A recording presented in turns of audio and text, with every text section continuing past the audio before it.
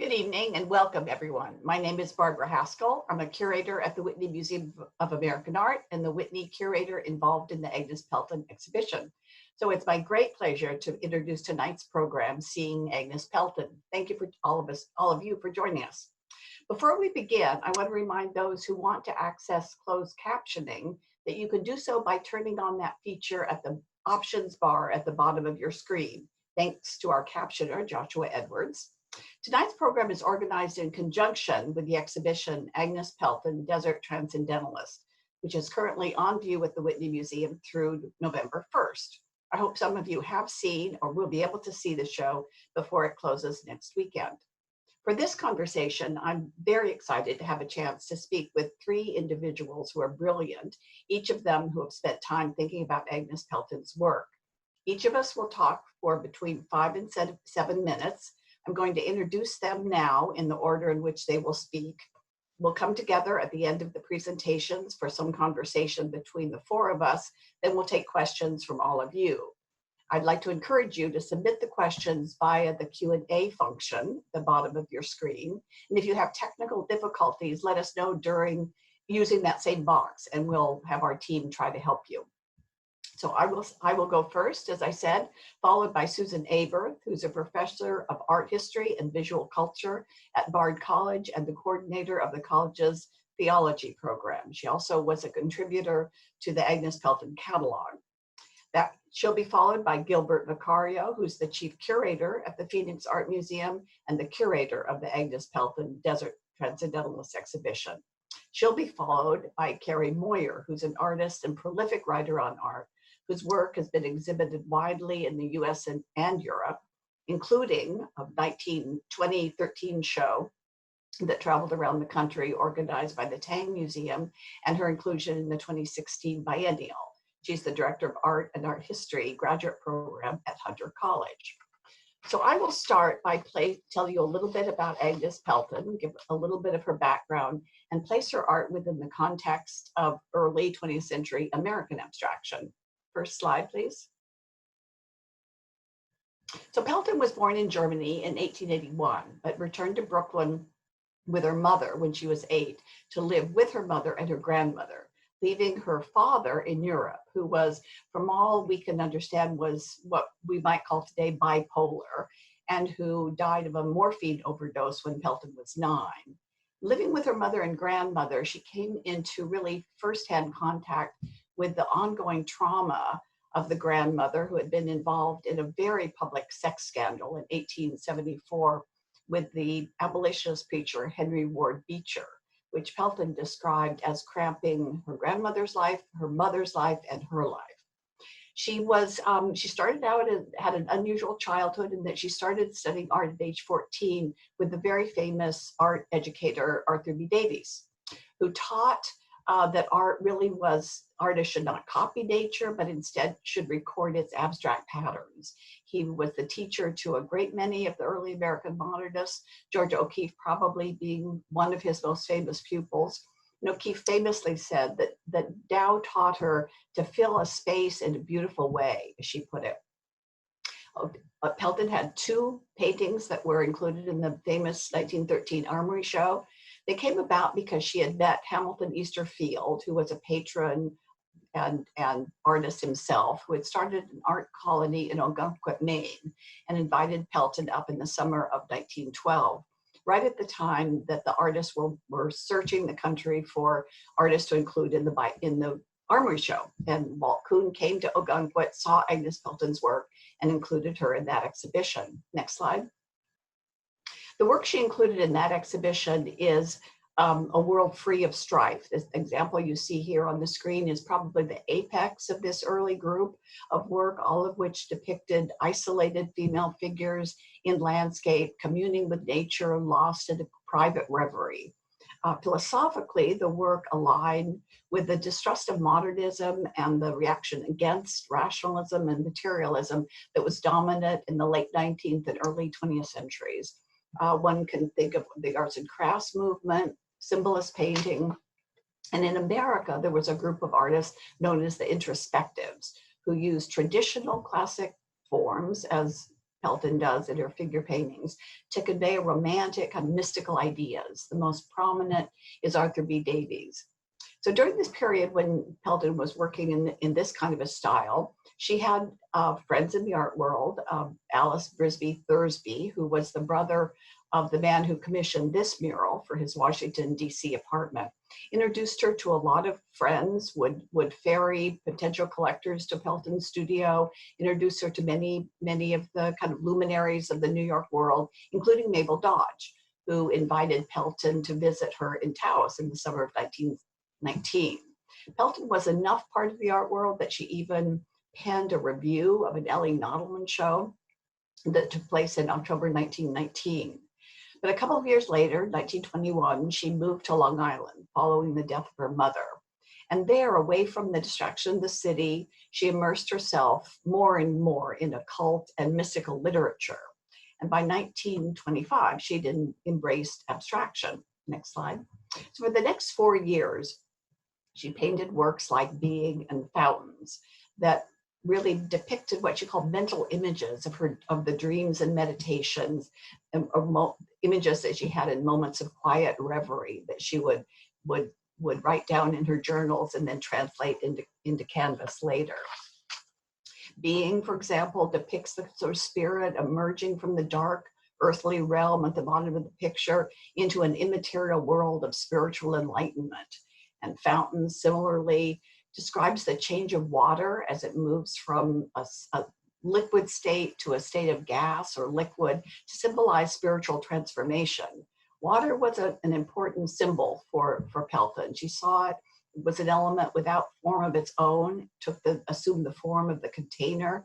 And so for her became a metaphor of the relinquishing of ego that she felt was necessary for spiritual growth. Next. Compositionally, Pelton's work during this period resembles the abstractions of early modernists like Arthur Dove and Georgia O'Keeffe, whose pictures you can see on the screen. The difference was that Dove and O'Keeffe transformed elements of the real world into abstract forms, so depicting the sustained rhythms of the natural world in these very abstract, compositionally bold abstractions, whereas Pelton used abstractions and color to convey, as I say, mental images, convey her notion and her understanding of the journey to spiritual enlightenment. She actually later in her life dismissed O'Keeffe's work, which her work resembles the most, saying that O'Keeffe sees first outside, then with charming effort makes a decorative canvas of it. These two artists continued nature-based organic abstractions throughout the 1920s. And actually, in 1929, O'Keeffe was invited to Taos by Mabel Dodge, who had earlier invited Pelton to visit her in her home in New Mexico. 1929 marked a turning point for Pelton as well. Next slide. Her forms become crisper, her color becomes more luminous. She begins to work with layered glazes that she describes as coming up, being put on the canvas almost as if with moth wings. The vocabulary also shifts, that she begins to introduce recognizable images into her abstractions to create a kind of visionary landscape that describes her understanding and insight into spiritual enlightenment. And in these three canvases, you can almost see the journey that she has from a moment. Stargazer depicts the moment. There's a flower bud inside this vessel that's illuminated, looking up at the star, which Pelton sees as a guide or a messenger to the world of spiritual understanding, the union that she describes, union with divine reality that she describes as pure consciousness. So in many ways, the star for her functions almost like the North Star that the escaped slaves looked to as they turned to the north to escape slavery, a beacon of where to go. So Stargazer is the beginning of a journey in Egypt. It shows the next stage of the actual journey. There's White Swan, which is a symbol of the female spirit, riding on this red lake of chaos and earthly concerns, and finally reaching this rapturous world of spiritual enlightenment on the left-hand side of the canvas. And Evensong is the arrival of the attainment of spiritual enlightenment. And in fact, Pelton's early title for this work was Attainment. And you can see this vessel that's illuminated with this glow of enlightenment, the water suggesting pouring forth from it, suggesting a kind of transformation of the spirit. The urn, which is the dominant feature, is used in many religions to hold the ashes of the dead. So in Pelton's idea, this idea of the unity with the divine, which happens in the afterlife, her replacement of the title is interesting because evensong is the name for the Christian church service.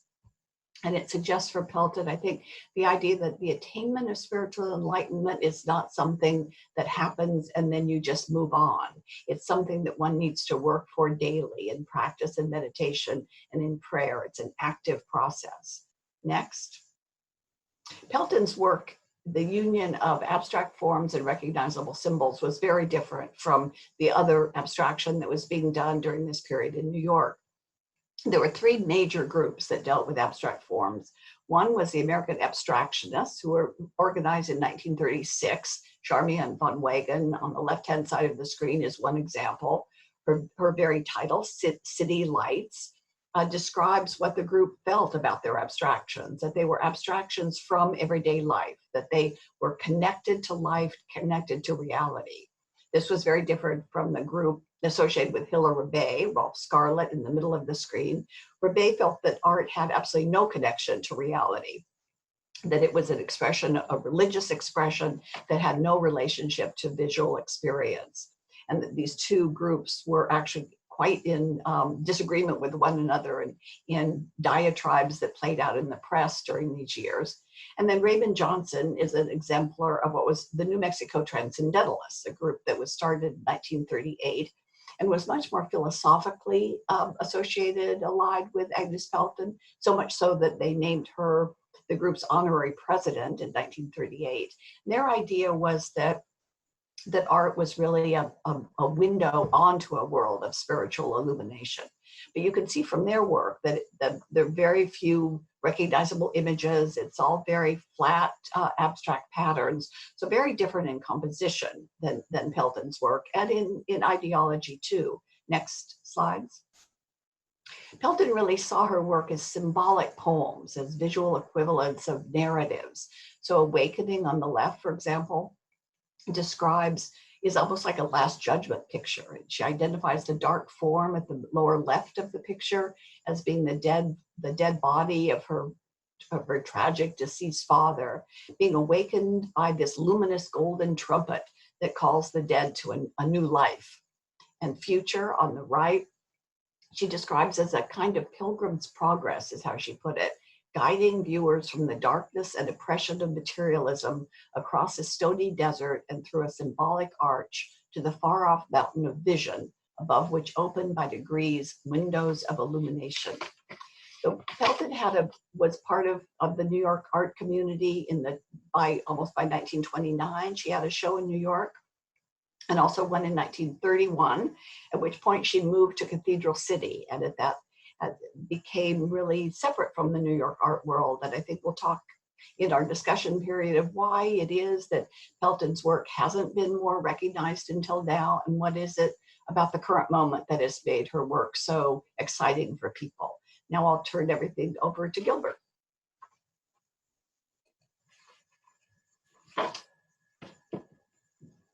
Barbara, thank you so much. Thank you for this opportunity to dig a little deeper into Pelton. My series of slides also outline a little bit of how my initial research went into the Pelton exhibition. I actually discovered Pelton when I started working at the Phoenix Art Museum. And you will see the two paintings in our collection, which sort of led me down the rabbit hole. We are starting with an image of the Ray Serene, which is 1925, and is believed to be one of the first pure abstractions that Pelton did. As many people were at the time, very, very influenced by the writings of Kandinsky on the spiritual and art. and also by his concept of synesthesia, which gave form to sound and music. The more I thought about Pelton, the less I began to really understand her connection to the Southwest. It is true, Mabel Dodge Lujan, a very famous arts patron, invited Pelton to go out to Taos, New Mexico, actually 10 years earlier than O'Keeffe did. But that was really the only time she spent in New Mexico and the Southwest. She returned back to New York, and it wasn't until 1930 that she ended up settling in Cathedral City. One of the artists that I started to make connections with was in fact not an artist, not an American artist, but in fact a Swiss artist named Emma Coons. The more I started to contemplate Pelton's work, the more I realized that for me, she didn't really neatly fit into the category of American artist or artist of the Southwest. I actually think if you really dig into the work and in the connections, you'll see that there's probably a stronger connection with her and the West Coast. What initially drew Pelton out to California was the burgeoning New Age movement, initially with the Theosophy Society and with Will Levington Comfort. This led to an open-ended exploration of different spiritual paths, including Buddhism, Hinduism, Agni Yoga, meditation, all towards the goal of fusing spirituality and transcendence. I saw some overlaps with the work of Emma Coons, not so much formally, but really conceptually. Coons was also very much interested in giving form to spiritual and abstract concepts. She was interested in vibrational energy, as was Pelton. And in the case of Emma Coons, she did these pendulum drawings, which sometimes took over 24 hours. And as you can see, they're very hard-edged compositions, almost like I was thinking of the spirograph or the super spirograph we had as children. But for Pelton, energy and vibrational forms really, I think, were more illustrated in her work. And as you might recall, some of the earlier images that Barbara showed, works that she was doing in the 20s, such as Being and Meadowlark Song, you really see how that vibrational energy was visualized in the work of Pelton. We can, I guess, move on to the next slide. The difference with Pelton, though, is that by the time she moved to Cathedral City, her interest in these abstract concepts were fused with her attraction to the desert, really, as the backdrop that anchored these abstract concepts in an earthbound context. As you can see in Messengers, you don't get so much of the vibrational energy, but you get these ethereal orb-like veils of color that sort of typified the work that she was doing in the 1930s. Above, in the very top of the composition, you also see some other sort of vibrational lines that appeared in her compositions. The next slide is Day from 1935, and then you can really see how they became more stylized into these orbs, these thin ribbons of color, and in the case of Day, this sort of milky eruption that is foregrounded in the composition. As you move into later works by Pelton, you see that there is this consistency with this sort of vibrational energy in ribbons of color that really, for me, really I found very curious. And again, kind of reinforcing the fact that her work was really in conversation with something much larger than what was happening in the United States. I would argue happening probably sort of a more of an international conversation around abstraction, which has only really been brought to light very recently. When you think of the Hilm auf Klimt retrospective at the Guggenheim, we start to get a clear sense of where Pelton and how Pelton fits into that conversation. Emma Kunst, also was interested, had some very kind of interesting overlaps with Pelton. Coons had a vortex cave in Switzerland, and that was something that I was able to experience on a very early research trip that I took to Switzerland to really begin investigating these ideas. I'm going to stop there and then segue into Susan Aberth's presentation, which will continue on this exploration of some of the esoteric links in Pelton's work. Hello. Thank you, Barbara. Thank you, Gilbert. Agnes Pelton was part of an entire generation of early 20th century spiritual seekers who are willing to explore new belief systems. Women in particular, seeking relief from the stranglehold that Christianity held on their lives, were active not only in creating alternative religions, but in leading them. One such example was Theosophy, an eccentric blend of Western and Eastern esoteric ideas that was notable for popularizing such things as Hinduism, Buddhism, yoga, reincarnation, karma, as well as the notion, still held today, that Tibet was the land of ageless wisdom. It was launched in New York City in 1875 by the Russian Helena Blavatsky, and her book, The Key to Theosophy, was read by Pelton, who, along with her friend, the artist Arthur B. Davies, shared an interest in this movement. Although we do not know if Pelton attended meetings at the Manhattan Theosophical Lodge in person, she would definitely have been familiar with the book Thought Forms, first published in 1901. It was written by Blavatsky's successor, who you see here on the screen, Annie Besant.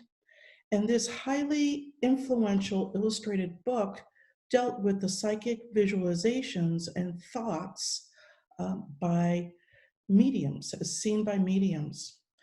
It featured abstract forms as well as this color chart outlining the spiritual significance of certain colors. Thought Forms greatly inspired Kandinsky's Concerning the Spiritual in Art, which was 1912, a book that Pelton was very familiar with. And even a cursory glance at these colors, I believe, reveals much about Pelton's color palette. Can I have the next, please? In the early 1930s, Pelton became interested in Agni Yogi, a movement instigated in 1920 by another Russian mystic, Nicholas Roerich, whose home and headquarters are now a museum in New York City. His wife, Helena, claimed to channel during seances messages from Blavatsky's invisible guru, the Master Morya, one of the secret Tibetan ascended masters. And these messages were at the core of the Agni Yogi teachings. So Agni is the Sanskrit word for fire and was metaphorically tied to fire's purifying force. And Pelton was much taken with this symbol, and we see fire everywhere in her work. So for example, in Fires in Space, flickering flames serve to illuminate spiritual darkness. Intimation is an intense portrait of Roerich as a cloaked guru figure reminiscent of popular theosophical illustrations of the Tibetan masters. He stands against a violet sky with a cloud that also serves as a halo, signaling his enlightened state. The color palette of bluish lavender has a twofold meaning. Theosophically, it signifies the highest spiritual vibrations, while more personally, it refers to Rorik's travels to Tibetan monasteries in the Himalayas, where the high altitude diminishes color to bluish tones. Can I have the next? Pelton's Mother of Silence is a powerful mix of Eastern and Western sacred forms that is in many ways typical of New Age thought stemming from Theosophy. Pelton had spent the latter part of the 1920s in Pasadena, California, studying at the Theosophical Society Center, which, by the way, is still going strong. And she was freshly steeped in their blend of esoteric ideas.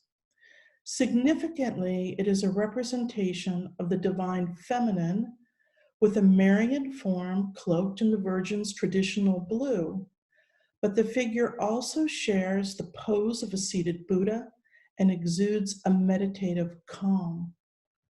Likewise, the yellow light emanating from the figure can be seen simultaneously as a Christian halo, a spiritualist aura, or Buddhist enlightenment.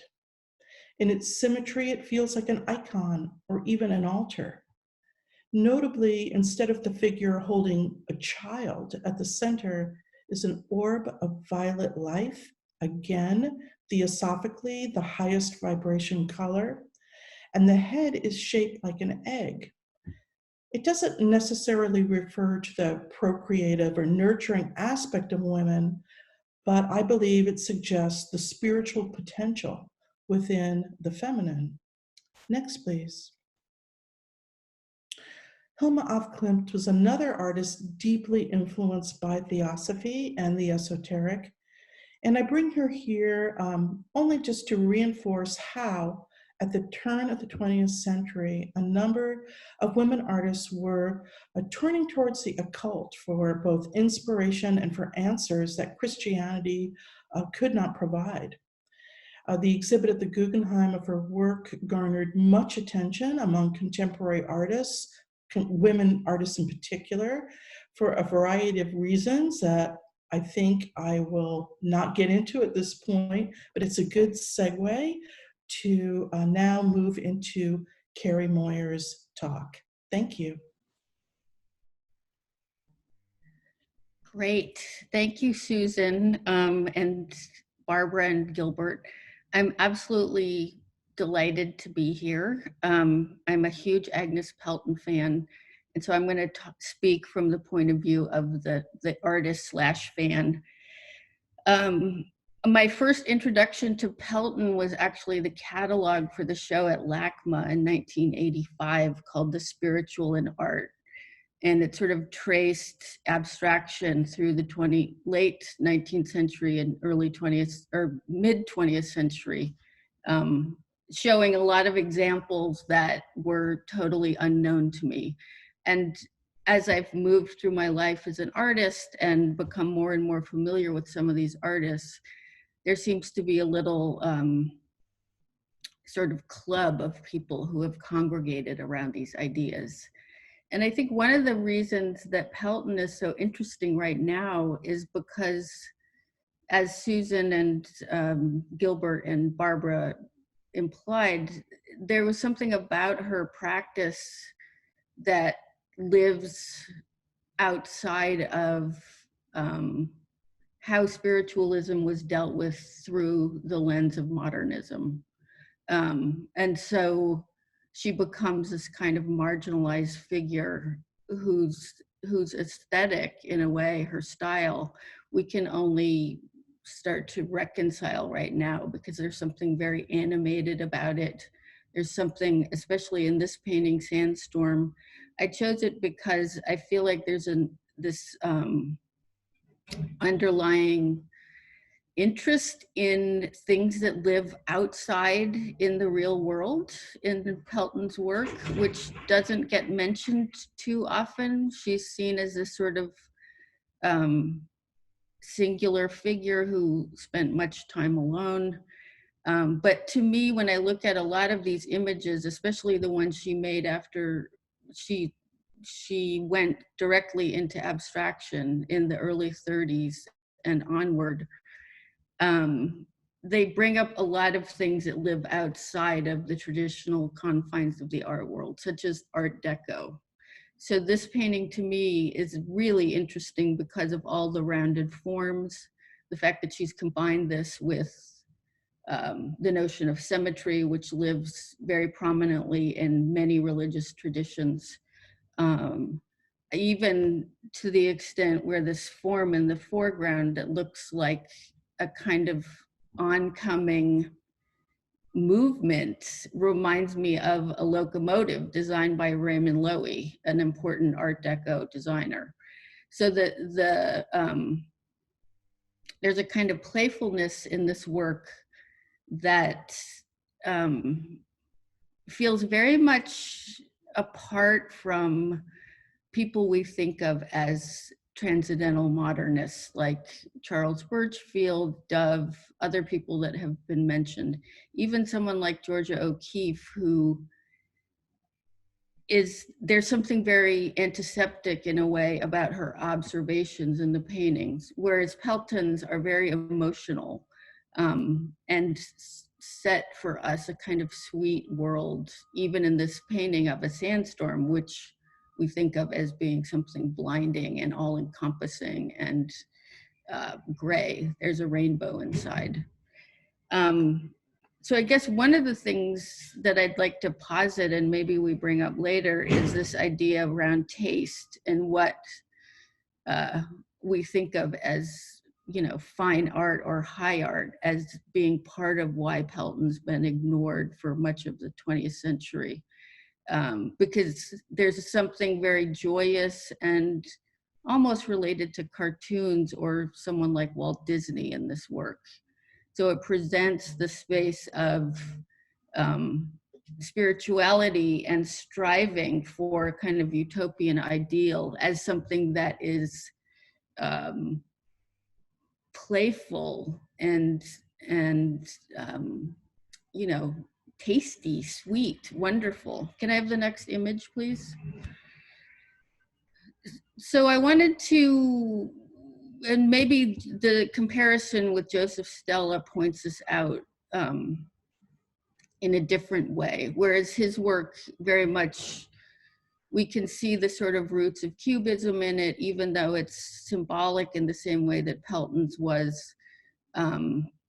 He's very directly using Christian iconography, whereas in this painting of Pelton's Orbits from 1934, this is again a couple years after she moves to the desert. The sophistication of the composition is kind of mind-blowing. And so it breaks down the sort of hierarchy or boundaries around things such as abstraction or representation. So this, back and forth with the forms, the mountaintop being the cloud, being the sky, being the vessel. This, can I have the next slide, please? Yeah, you get to see it a little larger here. The complexity of this image is really striking, even though it is incredibly user-friendly and somewhat benign. I think that's one of the reasons I'm very interested in this work, because as Barbara started the conversation, it's like the work is accessible in this way. It suggests things that we are familiar with in a language that we are familiar with, but at the same time, it's also incredibly sophisticated. So she's painting these inner realms, these imagined spaces, often using conventions of, the window, the cruciform, notions of symmetry around how, as we meditate or move into a transcendent state, we are sort of beholden to the center of the canvas. She's not sending us off the canvas, right? the other part that's very interesting about her work, and for me connected to the world at large, is this kind of, the sense of color, the sense of this vibrancy, that also feels not so much a part of a kind of modernism that comes out of Cubism. So it feels like it lives in this special zone, that maybe a queer zone. There's something very playful about it. Can I have the next slide?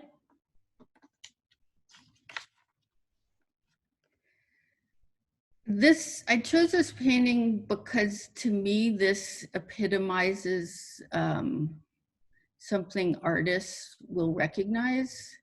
And, you know, if you get the catalog for the show, which is really interesting and filled with information, one of the things that was pointed out about Pelton was that she, after moving to Cathedral City in California, she supports herself by painting desert landscapes. And these paintings, these abstract paintings in which she was sort of channeling her philosophical and spiritual yearnings, were very private, and they were not things that she did show them, I understand, but they weren't things that she was using to sort of support her studio practice. So there's a real separation between things that were thought of as commercial endeavors and things that were thought of as these things that connected her to the larger universe in a way. And to me, this painting, Idol, which was made about 10 years before she died, epitomizes a kind of radical act in an artist's career. This is actually a portrait of two close friends of Pelton's, and they were a couple. So these forms in the foreground, which to me seem like, you know, the minute I saw this painting, I thought of the movie Contact with Jodie Foster. I think it was from 1997. This idea of being in this kind of exotic landscape in which you are making contact with a light body or a form from another universe, another sphere of being. But the fact that these forms are living or placed very gingerly inside this utterly representational desert landscape is very advanced for this time. It's almost like a picture of something she would see, but how do I say this? It's like something that she's seeing, but she's not allowed to see, or that seems too preposterous. So I find this painting incredibly interesting, although it's not as seductive as many of the other paintings. There's something intellectually that's quite challenging about it, especially with these, you know, she, in the later work, she develops these forms, which you see at the bottom of the painting, very small. But if you go to the show, there are several works in which this way of painting that feels like this kind of matter, which I think of as ectoplasm or some sort of living matter, is living on the bottom of this work. And yeah, it reminds me also of maybe late Pocabia paintings, the ability to put these different means of existence into one painting and be like, fuck it, I don't care if the world understands this or not. There's something very delightful about that. And I'll pass it on to the rest of the conversation. Thank you.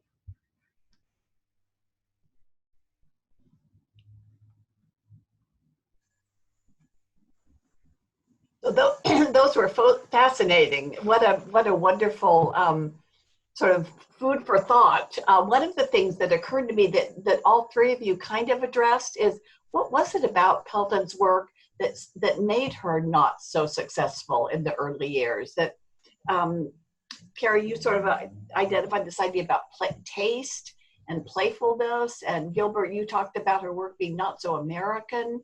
What was it, Susan? The three of you, do you have ideas about what it was that kept her work outside the mainstream, outside of what we might call the canon? I mean, I feel like this idea of how spirituality would manifest in abstraction, up through, even into abstract expressionism, how the sublime gets depicted is so antithetical to how Pelton talks about it, right? I mean, she's literally sort of conjuring these scenes that feel, and that's why I brought up the movie Contact, because there's something that feels very warm and sort of enveloping about these pictures. Is there something about the marketplace itself? I mean, there's a kind of heroic masculinity that defines a lot of American abstraction, which Pelton's work obviously rejected. I'm wondering if the people that marketed work were drawn toward that kind of masculine expression, and that Pelton, as a result, was not given the attention that she deserves. Well, I think we've heard over and over again in the case of O'Keeffe that Alfred Stieglitz played a big role in promoting the work, with regularly showing it in New York, whereas Pelton was isolated, and I think very consciously wanted to work in isolation. The art scene in California, even though she got kind of really unanimously positive reviews in various newspapers, she sold work during her lifetime to the San Diego Museum of Art, for example. But one thing that I was thinking of was that she really didn't belong to a community of artists that were kind of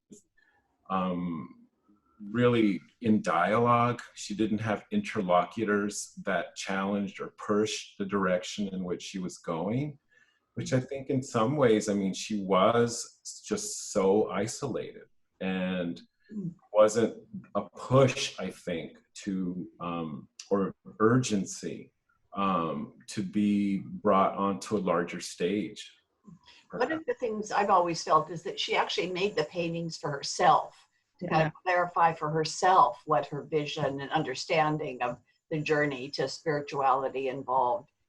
In order to make a living, when she was living in Watermill on Long Island, she made portraits, fairly conventional portraits. And then, as Carrie said, when she was out in Cathedral City, she sold very conventional desert landscapes. How much does that impact if somebody is looking at the totality of an artist's work? Are they given less credit because of work that seems more commercial and less ambitious?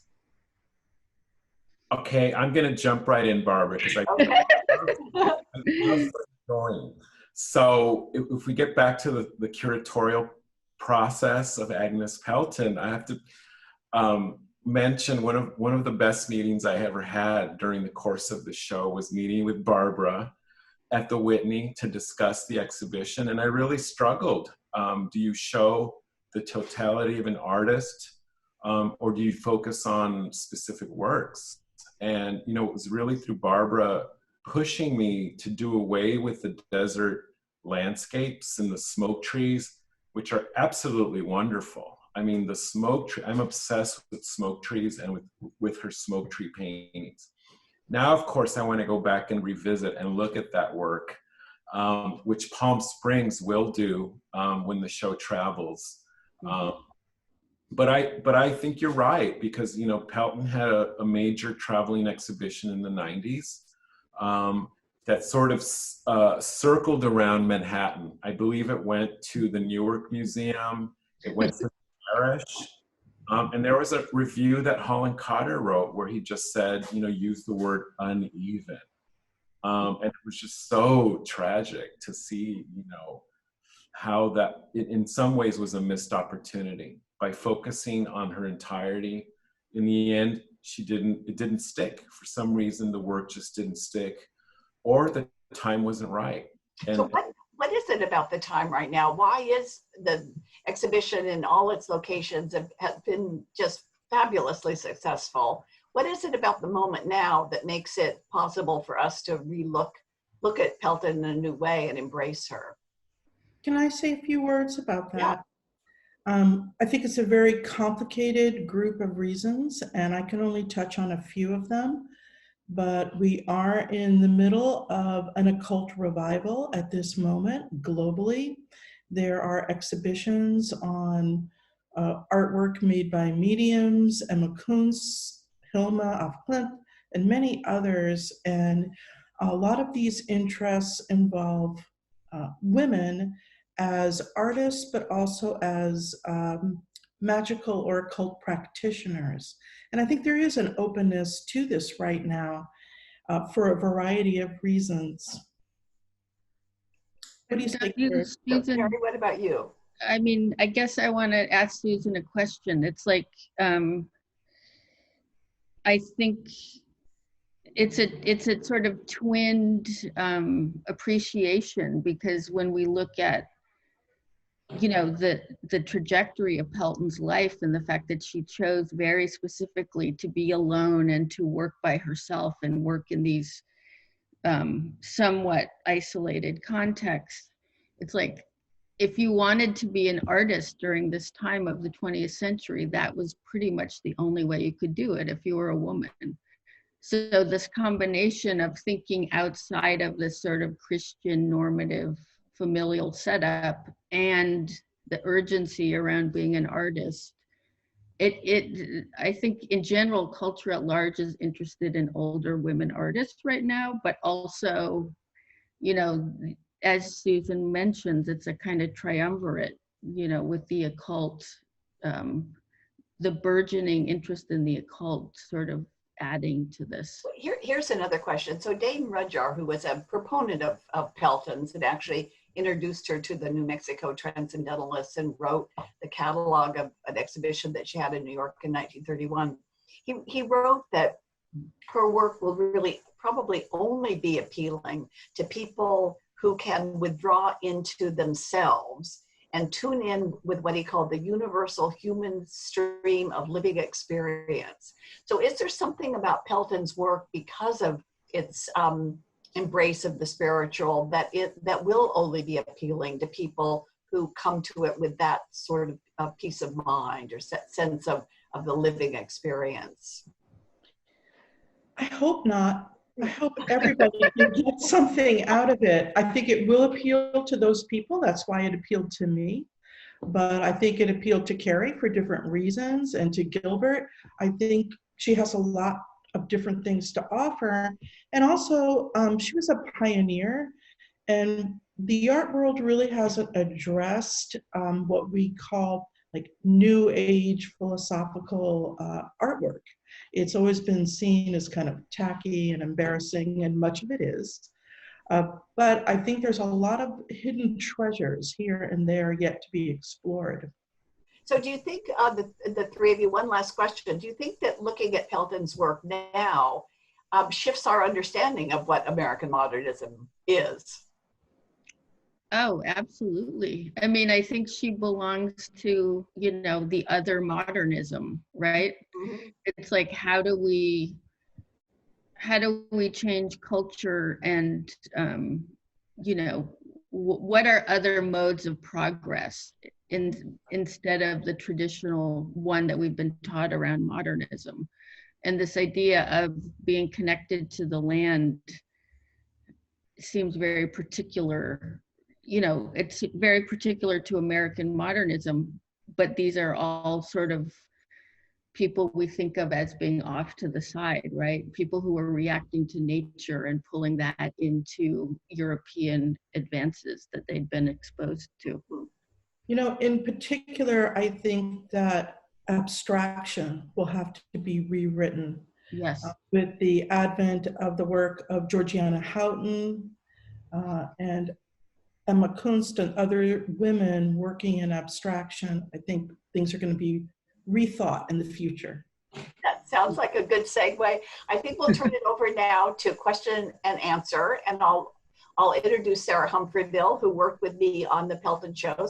She's a senior curatorial assistant at the Whitney Museum and very involved in the Pelton exhibition. So Sarah, do you want to call out some of the questions that have been applied to us? Yes, absolutely. And there's a lot of them, which I think speaks to the richness of this conversation. So thank you for all of that. Gilbert, this one's maybe mostly for you, though I think the rest of you can speak to it to some degree. We had a couple of questions about Pelton's archives and what kind of resources you use to understand her work, what correspondence in particular that you were looking at, but also what aspect of Pelton's life and art were the greatest challenge in terms of research? That's a really good question. I remember reading that during the presentation. Because Pelton was so reclusive, there's very limited ways of getting to that material. Luckily, the Archives of American Art have the majority of her papers, which was helpful, along with some interesting papers at the Lemon Library at Syracuse University. So it was very limited. I had the privilege of working with Dr. Michael Zakian, who passed away about 6 months ago, who was the first Pelton curator, and who had a lot more firsthand experience with some of Pelton's circle in Palm Springs. So it was really limited in that sense of piecing it together. I'm essentially a contemporary art curator, and this was the first time that I worked with a not living artist. And what I found was that I think a lot of, there are so many questions and answers that are opened up by examining a curatorial and a research project like Agnes Pelton. I think it's really the first step, and I think that there will be a much richer dialogue and discursive conversation that's going to happen regarding her work. And because of the limited, accessibility to art historical documents, it's going to be it'll be a challenge, but it'll be a way of in some ways a new model of looking at an artist contribution. So many contemporary artists, perhaps more contemporary artists than curators, know of Pelton's work, and I found that very inspiring. Mary Weatherford, for example, has given lectures. Judy Chicago has spoken about Pelton's influence. So in a way, I think it's sort of a hybrid research project where, unfortunately, you have to rely on other ways of telling the story and of bringing Agnes Pelton's life and career to light. Great, thanks. And then this is a group question, really. Someone is asking about the verticality in Pelton's work and how the dimensions of her work really emphasize that orientation as opposed to the intense symmetry of the square. And then other than the idea of ascending consciousness and the movement to higher planes, what do you think the contrast between the horizontality of the desert is versus her compositions? Carrie is an artist. Do you want to take that on? I mean, I read that in the chat and I thought, Great question. it's a great question, but it's also, to me, when I saw the show, and to be honest, I have seen very few Peltons before I saw the exhibition. I would see one or two at a time. And so the verticality of the work is striking, but there's something, I think that's what I was trying to say earlier. There's something very elegant and sort of design conscious about how the work integrates. It's like this place that she's showing us is this integrated place. There's a plan, you know what I mean? It's not a random, so it's about this capacity to show light in this sort of glowing spherical light, which I think is really interesting, which we do associate with Claire's story windows, stained glass, Christian, you know, Christian compositions. And maybe one of the things, the whole idea that she did divide her practice into the fine art that really was about her spiritual explorations, and then the desert pictures, which she made for sale, that she experienced the desert in its horizontality, you know, the sense of emptiness and openness, expansiveness of the desert. But when she wanted to paint, it really was about that sense of going above the chaos of the earth, above the material properties of reality, to an ascension to something higher. So I think that it makes sense that the spiritual pictures are, for the most part, vertical, because vertical suggests that rise to something beyond the real, beyond the material.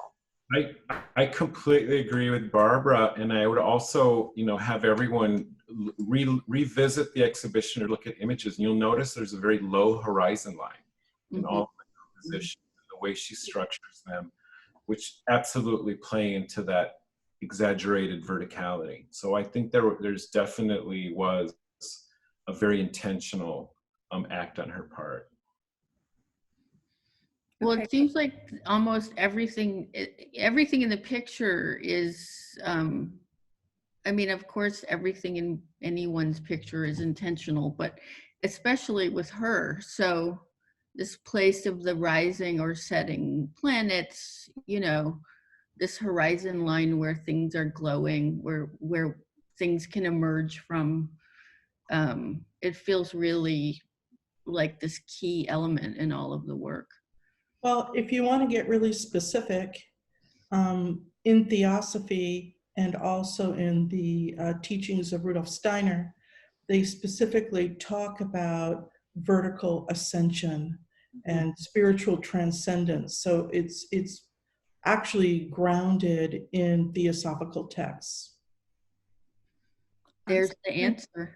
I think that answer is actually a really good segue into another question that someone who has raised, who's pointed out the importance of the image of the North Star in Taoism, and that vibrations from this star are crucial in the evolution of the first forms of life on Earth, and that Earth's ability to support life is related to the planet's tilt toward the North Star rather than being oriented directly towards the sun. And this audience member is wondering if Pelton had any awareness of Taoism, and if so, how she thought about it and perhaps incorporated it into her work.